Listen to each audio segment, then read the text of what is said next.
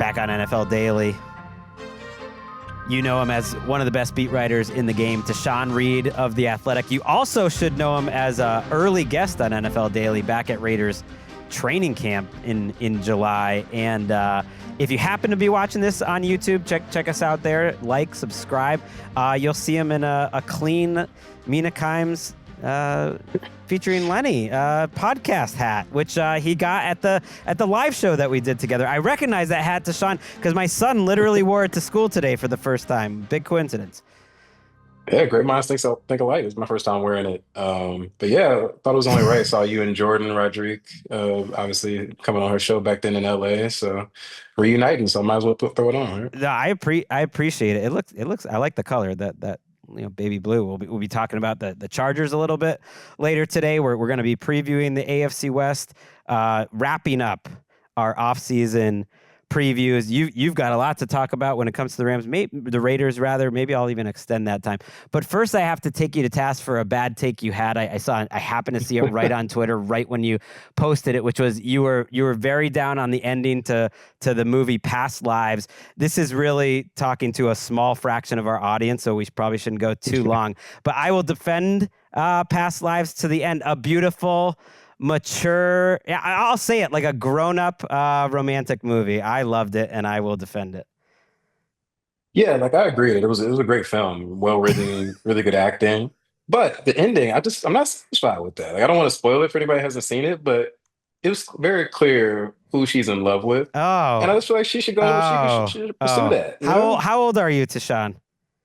Listen, I'm not saying it would work out. No, I'm just saying how old are you? I'm curious. You're a young man. 28. Okay. I turned 29 in 3 weeks. I think this is the perspective of a young man. In life, sometimes that's what I liked about the movie is, you have these different people come through your life that you're so passionate about, but sometimes that's not real life. That's not your life. And all these feelings can exist at the same time. I really recommend people check out Past Lives. Eric is looking at me like, what are you talking about here? But that was one of my favorite movies the last few years. And it's wild to me. I don't know if you knew. Did you ever see Challengers, by the way? Oh yeah, the Zendaya movie. That is written by Celine Song, who wrote Past Lives' husband. Okay.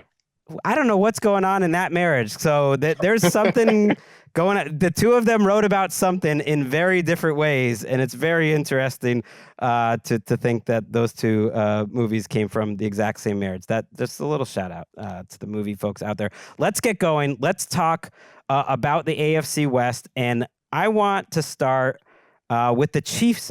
It's been a while since we talked about the Chiefs. I think they have a fascinating offseason. Let's put the time on the clock, Eric. Tashan, get us going.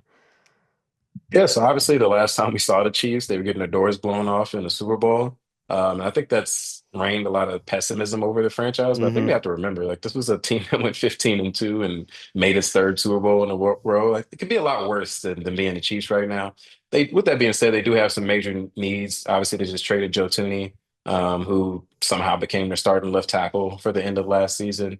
They already had a pretty massive need at left tackle going into this offseason, but now you could argue that they also have one at guard.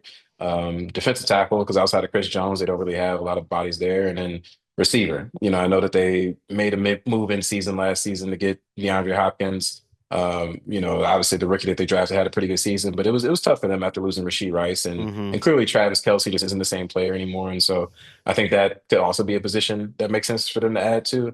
The issue is they currently don't have any cap space. I believe they're still over the cap, even with the inflated number that they have now. And of course they can play around with it, maybe restructure Patrick Mahomes' deal for the 1,000th time since he's under contract until the end of the NFL.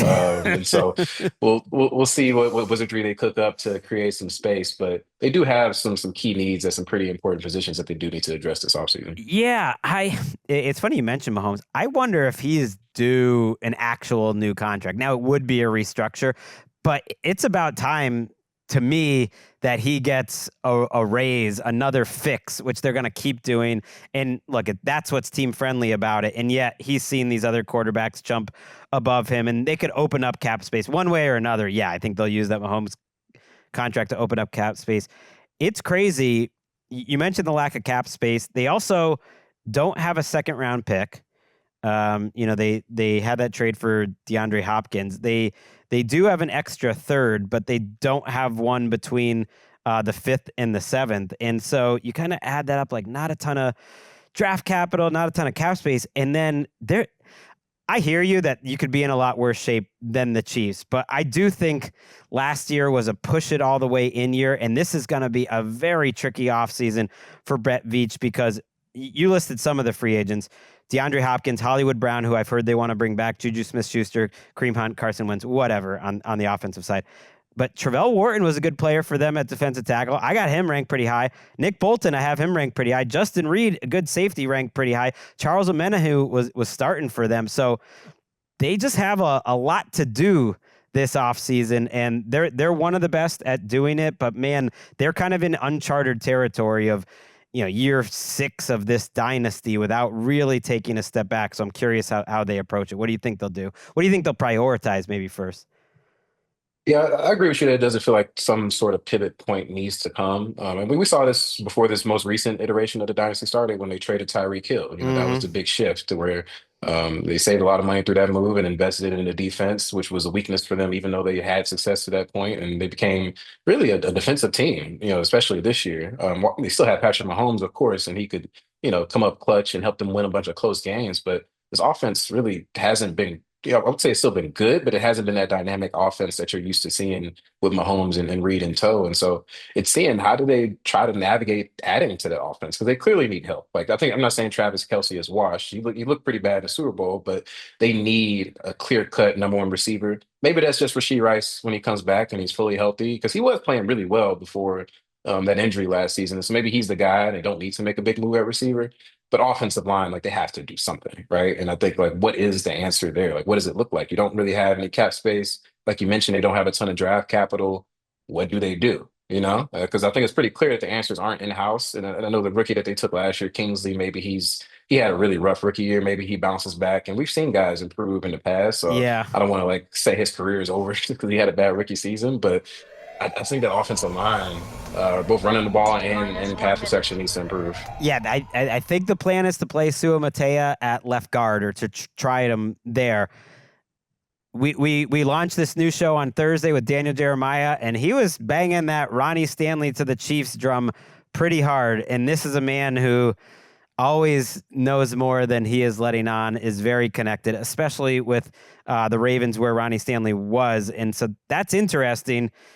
I don't know where they find the money for that. Maybe that's the Mahomes thing. I think they do want to bring back Marquise Brown, who would kind of be like a relatively cheap number 2.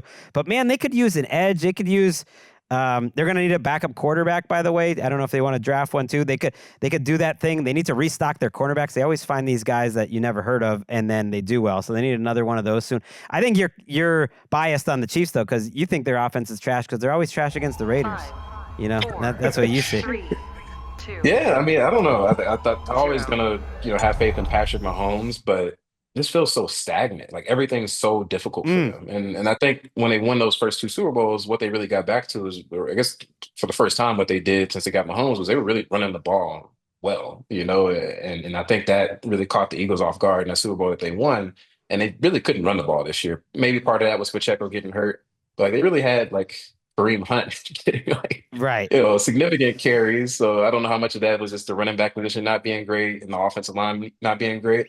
But if you're going to have those question marks at receiver, Travis Kelce turning back, slowing down a little bit, they have to find a way to run the ball successfully again for this offense to take another step forward. Maybe I'm just wishful thinking, but it feels like it's a comeback to the pack season for the Chiefs, which I didn't think, going into last year, and it didn't happen. We'll see. Although it was funny listening to, I heard Peter Schrager comment. It was on the Simmons podcast that like Mahomes is hearing everything people are saying and he's ready to, light the league on fire and come back with a vengeance. Like, okay, like I do want to see that Mahomes again.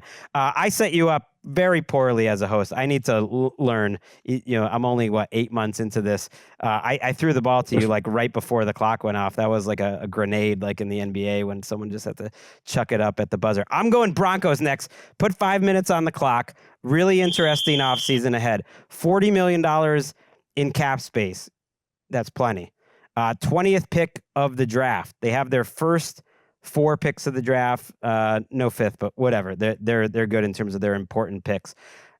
My question for them is this the offseason where they load up for Bo Nix? Because if you look at their needs, you could argue their 3 biggest needs are wide receiver, running back, tight end.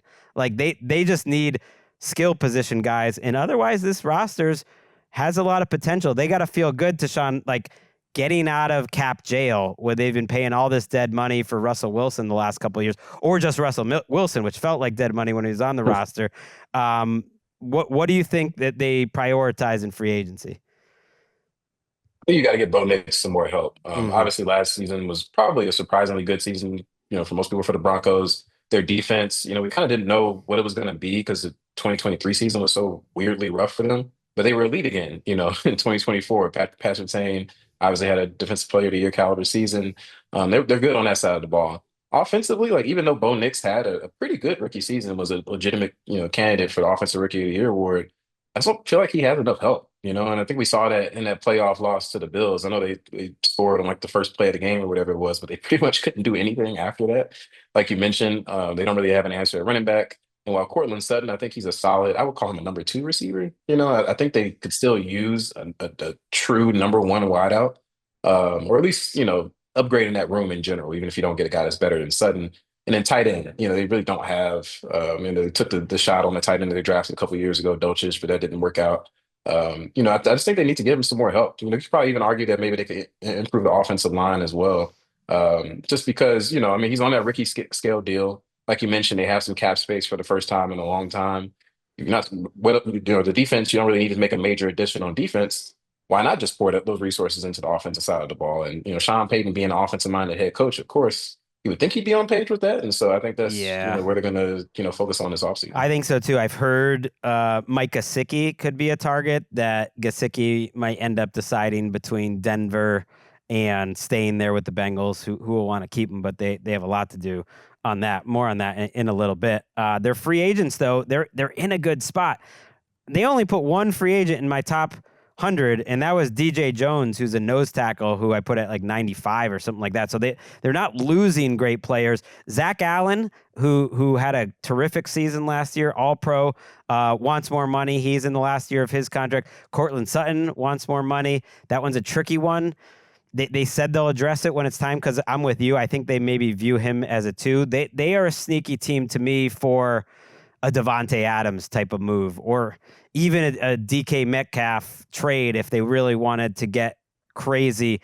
I think they're feeling themselves a little bit. This is a Sean Payton team. They're always feeling themselves, and I think they feel like they got their quarterback. They love themselves some Bo Nix, and they're ready to push. Like how do you view them in the hierarchy of this division?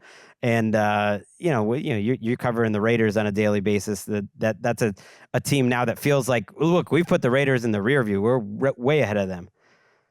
Yeah, that was like the one constant for the Raiders. Like as bad as things have been for them for, you could argue, like the last 20 years, they were always, beating up on the Broncos pretty much as of late. They could count on that every year. We're gonna beat the Broncos.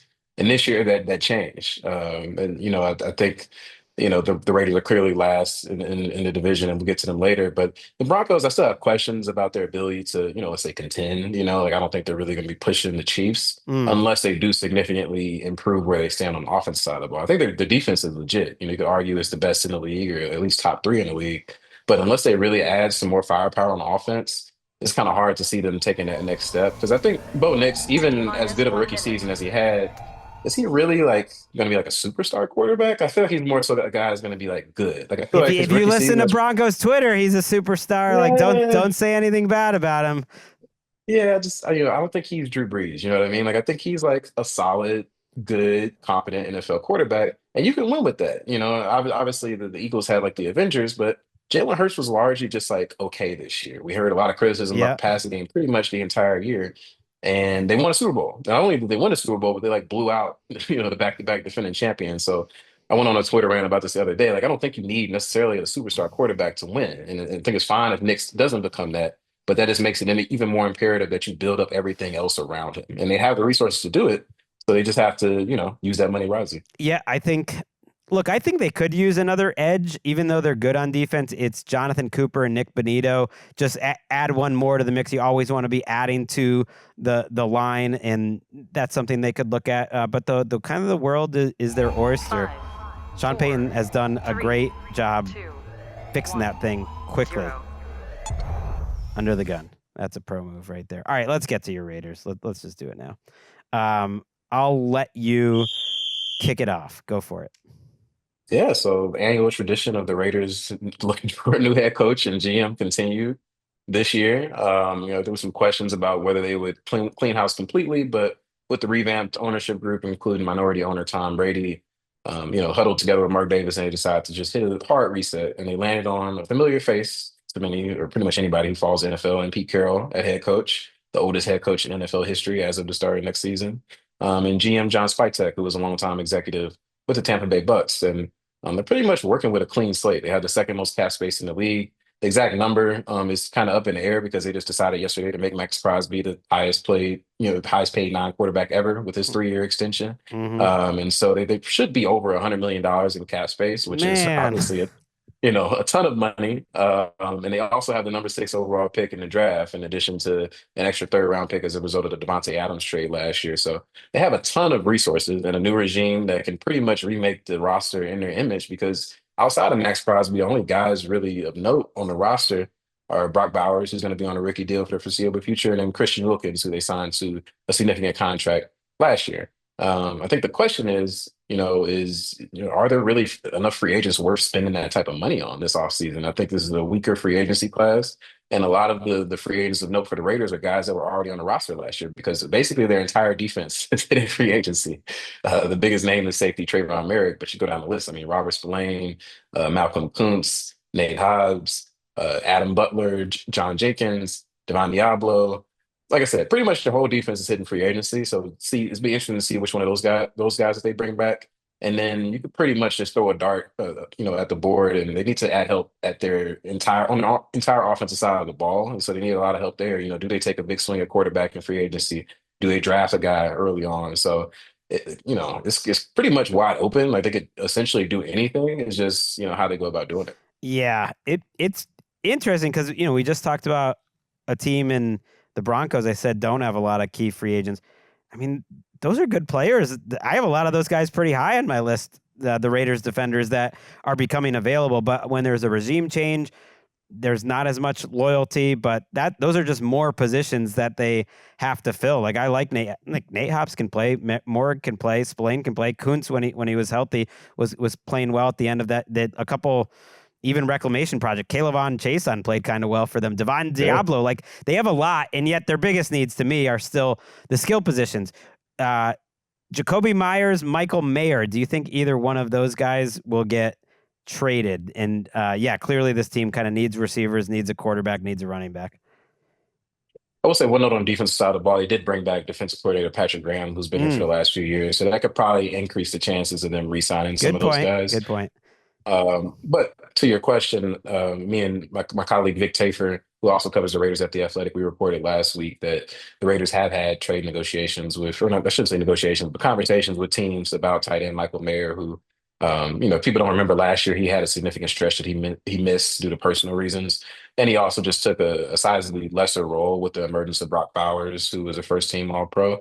And as you mentioned, it's a new regime. They do have the same tight ends coach as they did last year, but with Michael Mayer not really having a path to having a significant role, and still being on a rookie deal, you have to imagine there's some teams that thought pretty highly of him coming out of Notre Dame. I mean, a lot of people considered him to be the number 1 overall tight end in that class. I know Sam Laporta, went before him, but there was plenty of teams that would have drafted him in the top 35 picks, where the Raiders ended up drafting him. And so maybe you don't get a second round pick for him, but if you can get a solid, third rounder or fourth rounder or something like that, maybe it makes sense. Jacoby Myers, I think he's going to be a guy that they want to hold on to. I do think that he's kind of in that Cortland Sutton space of, like, being more of a number 2 than he is a number 1. And I do think the Raiders would like to make an upgrade at receiver. And so maybe they are a team that, gets into the DK Metcalf sweepstakes. They do have a head coach that coached DK Metcalf for a couple of years there. Okay. So maybe that's a landing spot that makes sense for them. I want to ask you then, we only got a minute left. Are you hearing any of the Geno Raiders buzz? Because Jeremiah threw it out there on the podcast that he hears that Geno could potentially be moved, and the Raiders are such an obvious pick for me. As a Geno fan, I'm mixed. He would look great in the uniform. I want him to be winning playoff games. I don't know if the Raiders can help him with that, but we'll see. Have you heard anything about that? I think it's kind of a similar thing with the Matthew Stafford deal, right? Like the Raiders would love to have Geno Smith, right? But Mm. like, are the Seahawks actually going to trade him?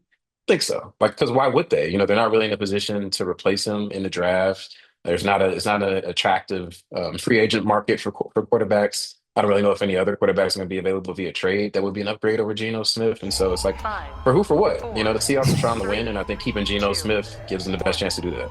0. We did it. Man, they just have a lot. It's a lot of these new GMs. I mean, it's not surprising. Just feel like they have so much work to do on both sides of the ball with the Raiders. But if anyone can do it, it's Pete Carroll. He had one of the best, I think, rebuilding projects in the history of football. I really think people should study what happened when he took over that Seattle team in the first 3 years there. So maybe he can do it again with his boy John Spytek. We wrap up the AFC West.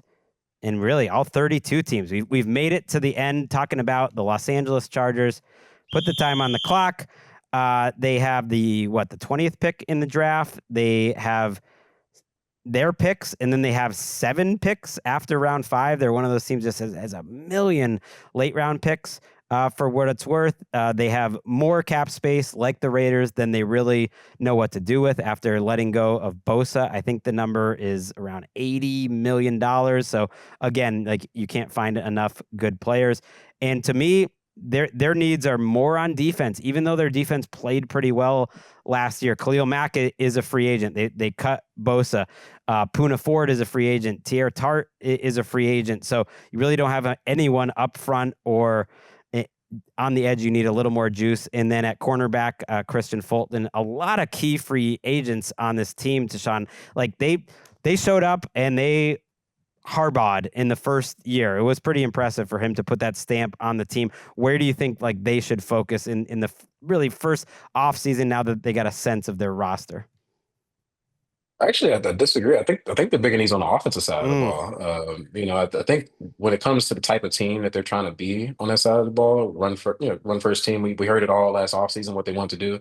I think they realized once they got into the season, we don't actually have the guards and centers to do this, And so I think investing in that interior offensive line is a pretty big need for them. Receiver, even with Lad McConkey having the season that he had, I still think they need another receiver. So maybe they're a DK Metcalf team or another receiver of that ilk. Tight end, that's been a position that's been a void for them for a few years now. When's the last time the Chargers had a good tight end? It's been a minute. And then even running back, J.K. Dobbins, who had a solid season, he's hitting free agency because he was signed on a 1-year deal. So do they try to make an upgrade at running back? And Justin Herbert is a great quarterback. We've seen what he can do, but I do think they need to be more balanced on that side of the ball. And until they become that, they're probably going to hit that wall in the playoffs like we've seen at the 2 times that they made it there, just being incapable of getting over the hump. But on the defense side of the ball, I do think, what is the plan at edge rusher? With Khalil Mack hitting free agency, are you trying to bring him back? Obviously, they just released. Yeah, I think they are. But we'll see if they can get it done. He actually figures to be a pretty hot name in free agency. He had a good year last year. Yeah, and then clearly they're moving on for Joey Bosa, so they need at least one starting caliber defensive end. Maybe they think he's already in hot house. They have a young player, Thule, who's kind of has some flashes here and there, and maybe they just think he's ready to step into that role. So I would expect for them to invest more on the offensive side of the ball. Just even from that receiver standpoint. I mean, there's a few guys out there. Stephon Diggs, Cooper Kupp could be available. There's some others available on the free agent market. Devontae Adams. I don't know if he has interest in playing for the Chargers, but he is from California. LA's not that far from the Bay Area. Maybe that makes sense. Go play with Justin Herbert. That would probably be the best quarterback he's played with since Aaron Rodgers was, actually still Aaron Rodgers, with the Packers. So maybe that's a landing spot that makes sense. I don't see Kupp there. We'll see. Kupp, it's interesting. Still hasn't been released. Maybe they're trying to get something done in a trade. They reportedly talked to the Steelers during the season. But yeah, just to go over the free agents, Josh Palmer, DJ Chark is a free agent. Dobbins, you mentioned, they're going to need a backup quarterback, and there's a lot out there. And then, I went through some of the names before, but a couple others on defense. Morgan Fox played a lot of snaps for them. Asante Samuel Jr. played a ton of snaps for them. Christian Fulton, those are 2 starting cornerbacks for them. So it's similar to me to Washington in that they performed, I think, in the first year of the regime. Obviously, they didn't have the playoff run that Washington did. But if you look at what they did a year ago, it was a lot of one-year deals and guys that they actually rehabbed their value. And now these guys are going back to free agency looking better than they did a year ago. And that's a credit to the coaching staff, and maybe they can do it again. But all it does is open up a ton of spots. If you look on Our Lads, they put the starters in red if they're a free agent. And there's like 8-9 starters in red that are free agents. So it's a ton of work to do. I would keep an eye, a couple names. Amari Cooper, I think actually they could be a potential Amari Cooper. And then Kevin Zeitler, just as kind of a fix. You mentioned it. They definitely need interior line help. Supposedly, they might try to move their center or their guard Zion Johnson to center, who hasn't really worked out. But I don't know if you can count on that. It's a good division. These old guys coaching, Tashan, it's gonna be a fun division this year. I'm curious. Where do you kind of put the Chargers in the mix of the AFC West? You're the second best team in the division, I would say. I'll put them behind the Chiefs, but I think they're better than the Broncos. Part of that is I think they have the second best quarterback in the division. I would also say I think they have the second best coach in the division at this point. And it is a loaded division with coaches. I mean, you got Andy Reid, Jim Harbaugh, Sean Payton, and now Pete Carroll. Like it's probably the best division from a coaching standpoint in the NFL. And so it's going to be a tough fight, but I do think the Chargers are probably the second best team. Yeah, and a lot's going to change over the next couple weeks as we go through the frenzy. Sean Payton would definitely take exception to that. I don't know if I would. Jim Harbaugh or Sean Payton? Like, I don't know. I think Sean I'm a Payton. little bit skeptical of like the Sean Payton thing. Like I think he's Ooh. a great coach, but like I do think we go a little bit too far. Like he only won one Super Bowl. You know what I mean? Like it was it's a great job, but That's like good. we talk about him like as if he's like Andy Reid. And I just don't think he's like that caliber of like all time head coach. Now I'm playing both sides of the fence here. On the positive side, I think he's one of the best offensive coaches of the last 20 years. He just is. Like the consistency that offense just did it. And now he had Drew Brees, but that's a symbiotic relationship for sure. The consistency, the detail oriented offense that he ran, man, he comes with an offense. On the other hand, man, Sean Payton loves being friends with everyone in the media. So I think that does influence things a little bit. That's true. So I think he gets a little bit of that Jeff Fisher bump. Jeff Fisher got the bump from the middle. Oh my God, man, not Jeff Fisher. I'm from St. Louis, so please do not mention Jeff Fisher. Well, then he played the media game very well, where he avoided a lot of criticism because he was buddies with everyone. Sean Payton doesn't need to avoid as much criticism, but man, he plays the game well. As we were taping this, Tashan, and if you're listening to this, we're putting it up a little bit later. We did the AFC South part of the offseason previews earlier in this episode, and we have an update to that. We have a trade, which I want to get in the show here. Christian Kirk has been traded from the Jaguars in the division to the Texans. It had been reported that Kirk was going to be cut, but this is one of those deals where sometimes you put the cut report out there for a day and seeing if you get any bites. They're going to get a 6th-round pick for him, and he'll stay on his contract, which we don't need a ton of analysis for it, but I think he fits in nicely in a market. There's not a lot of wide receivers available, and you're not counting on him to be a number 1. You're counting on him to be like a number 2, 3, 4, whatever it ends up being. You're paying him $10-12 million, and I think that's a nice bit of business actually for the Houston Texans. Yeah, I like that move. Like, obviously, they have their number one in Nico Collins, but Stephon Diggs, he tore his ACL last year. He's also a free agent. I don't know if he's going to be ready for the start next season, and also like what his price tag could be.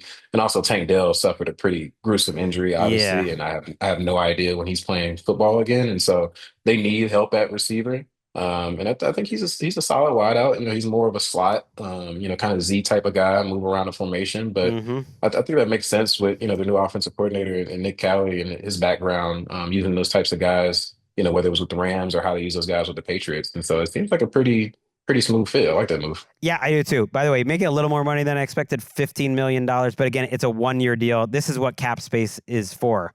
I keep saying there's too much cap space. Actually, these 1-year deals, when you have too much, is perfect. There's not much of a risk. You just need him to stay healthy.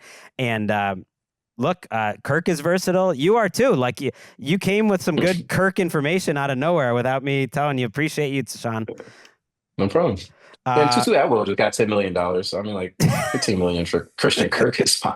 Yeah, it's totally fine. I remember when he signed that contract and everyone was like, "You're giving how much for Christian Kirk?" And he was perfectly fine when he stayed healthy. Also meant to mention, I thought Trey Hendrickson would be a nice fit, by the way, with the Chargers, just to kind of follow up on something we talked about earlier in the week. The Bengals are indeed letting him seek a trade. We'll see if it actually happens, but that's a position I could see them spending some money on. Tashan, love the work that you do. Check him out at The Athletic. Check him out on Twitter. You on Blue Sky? We got you on Blue Sky yet? Or yeah, no? Okay. I'm on there. All right. Tashan on Blue Sky as well. And yeah, he'll be cranking because I think that the Raiders are going to be front and center over this next week. We will be back on Sunday night with Nick Shook. All the cuts, all the recaps. Yeah, a couple days away from legal tampering. You know football is back.